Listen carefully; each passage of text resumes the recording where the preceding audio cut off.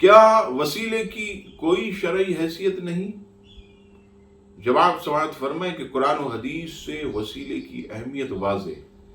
سورہ مائدہ آیت نمبر 35 میں ارشاد باری تعالیٰ ہوا، یا ایھا الذین آمنوا اتقوا اللہ وابتغوا الیہ الوسیلہ، اے ایمان والو اللہ سے ڈرو اور اس کی طرف وسیلہ ڈھونڈو۔ سورہ بقرہ کی آیت نمبر 89 میں رب کریم نے فرمایا، حضور علیہ الصلوۃ والسلام کی آمد سے قبل لوگ نبی پاک علیہ السلام کے وسیلے سے دعا کرتے۔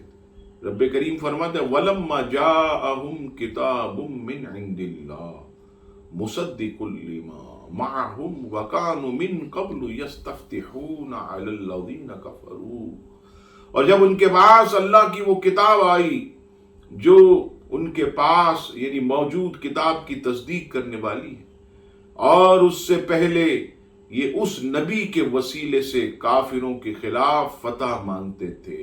تفسیر جلالین تفسیر کبیر امام رازی باقاعدہ الفاظ لکھے، اللہم افتح علینا وانصر بالنبی الامی، کہ اے اللہ ہمیں نبی امی کے وسیلے سے فتح و نصرت عطا فرما۔ تو اس سے واضح ہوا کہ وسیلے کا حکم جو ہے یہ قرآن مجید فرقان حمید میں بھی موجود، اور ترمذی شریف اور دیگر کتب احادیث میں سید عالم صلی اللہ تعالی علیہ وسلم نے خود جو ہے وسیلے کی تعلیم فرمائی، اور باقاعدہ وسیلے سے دعا کرنا بھی صحابہ کرام کو سکھایا۔